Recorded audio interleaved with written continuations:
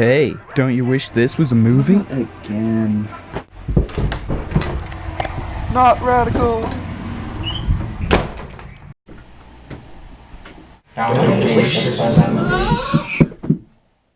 Hello and welcome to Brightside Reviews, where today I'll be talking about Teenage Mutant Ninja Turtles, the movie based on the cartoon, based on the toy line, based on the comic series that was a parody of Daredevil, and you know what, let's just get on with it. So, without further ado, let's get on to the first Teenage Mutant Ninja Turtles movie. I really like this movie. The special effects are amazing for the time, the performances feel real, and the story is surprisingly faithful to the first 10 or so issues of the comic.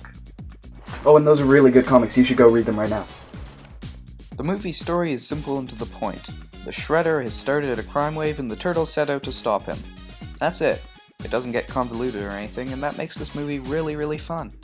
The two main human characters are April O'Neil and Casey Jones. They're not in the movie too much to the point that it gets annoying, and the performances are great, so they add perfectly to the movie's depth. The movie ends with a long, satisfying showdown between the Turtles and the Foot Clan, culminating in Splinter fighting the Shredder. The movie has great jokes, great action, great performances, great special effects. It's just a great movie overall. And besides that, it's really fun, which is probably why the TV show is so popular, despite the fact it missed the point of the original completely and was made for the sole purpose of selling toys. I think that was the best Turtles movie they could have made. I mean, it was faithful to the comics, it was a really fun movie, and it developed the story in a way that made sense and was satisfying overall.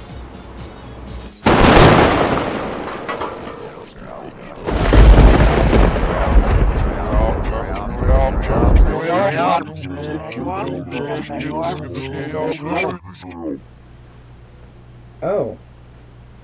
Okay. They made another one. Great. I mean, it's been 24 years since they made the first one. I'm sure they have great ideas for how they can make it even better. Okay. So, without further ado, let's get on to the last Teenage Mutant Ninja Turtles movie.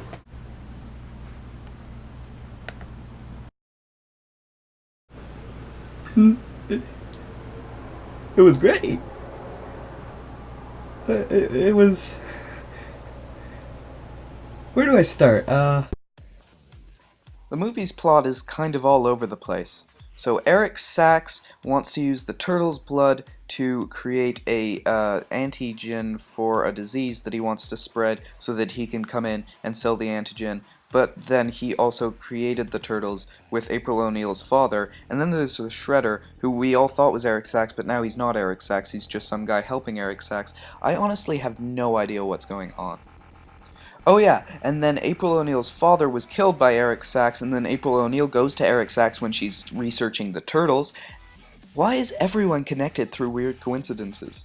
Except the Shredder that we know nothing about. Yeah, seriously, Shredder and Splinter, the only characters who are supposed to be connected in any way, aren't connected in any way in this movie. They're the only characters who aren't connected in any way. And that means the Turtles have no motivation to stop him. I mean, they have motivation to save New York, but then why are they so connected to Eric Sachs if he's not the main villain of this movie? The main human characters of this movie are April O'Neil again, and this time Vern. The performances are completely uninterested and uninspired. They never did more than they had to do. Michael Bay, I know your writers went on strike once. Are your actors on strike now? Are they working to rule? This wouldn't be so bad if the characters didn't completely overstay their welcome. For the first 20 minutes of the movie, you have to sit through the drama of April O'Neil losing her job.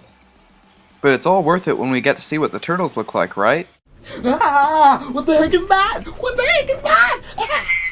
What the heck, guys? With a budget 100 times the size and 2 decades worth of advances in special effects technology, the Turtles look so much worse than they used to.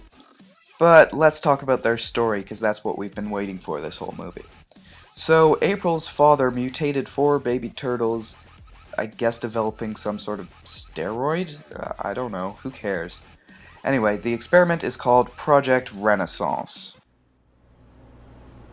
I get it. Haha. Back to the movie. This movie is full of really annoying product placement, including this line. April, come with me. I got a safe place for you to hide, and if you get thirsty, I got a secret stash of Orange Crush behind the fridge. Don't tell Raph. Which, I am not joking, I have stopped drinking Crush entirely because of how much this annoyed me. It also had a really weird line referencing the old Christmas albums they made. Take the holes with pepperoni. Fa la la la la la la la. It seems to be a way for the makers of the movie to say, hey, remember how bad Turtles used to be? And to them, here's my answer. Yeah! How did you make it worse? It ends with a short showdown where the Shredder fights the Turtles because the Shredder is guarding Eric Sachs' device. In the end, April defeats the Shredder because that's what we all came to see, right? And then Raphael gives this whole speech, but it turns out just to be the vessel for a punchline because screw emotional development, am I right? This was the worst Turtles movie they possibly could have made. I mean, it wasn't faithful to the comics, it was almost entirely focused on April. The few Turtles moments it did have were ruined by ugly character designs, terrible writing, and shameless product placement. And it developed the story in a way that was boring, nonsensical, and just not fun to watch. So let's see, they missed everything that I liked about the first movie. The only good thing about this is that it's finally over. Finally over. Never have to watch another Michael. Oh no! No. It isn't over. As long as Michael Bay and his studio keep making these movies, it'll never be over. I have to stop him.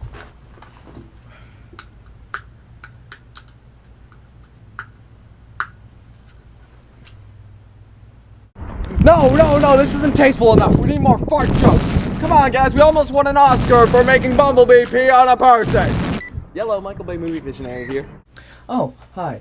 I just wanted to let you know that your version of Ninja Turtles was awful. Dave, it's another one. The movie had any passion for making it. You didn't care about making a good movie. Well, yeah, Ninja Turtles has been about selling toys since the beginning. No. In the beginning, it was about two guys who wanted to make a comic book to make fun of Frank Miller and other comic book authors who took themselves too seriously. And then the TV show came along to sell toys. Fine, but then the movie came along, and it wasn't to sell toys, it was a movie to be a movie. An independent movie, I'll have you know. You know how many people made that movie? How many people wrote, directed, and produced that movie? 6. No focus group saying what will sell well with a mainstream audience. 6 people who wanted to make a Ninja Turtles movie. Did you want to make a Ninja Turtles movie? No. You wanted to make money. You wanted to make a Transformers movie. You're supposed to make the movie that you want to see yourself, not the movie that will make you stupid rich, as you put it. You know what?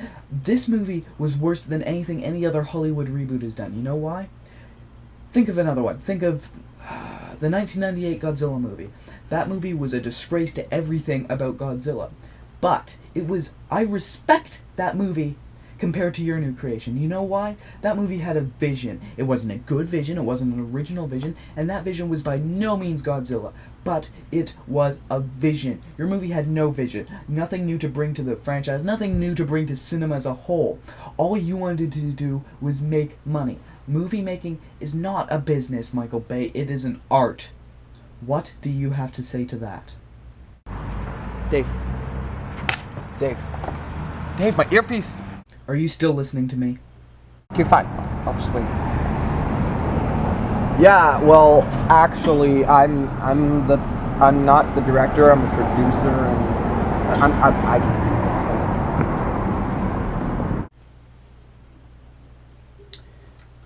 Well then, I'm the optimist. See you next time. Dude, you missed like 3 movies. I really don't care. It's been 3 hours and I haven't finished my 40-page comic book. Please leave me alone. But dude, Vanilla Ice. Begone from this home, foul demon!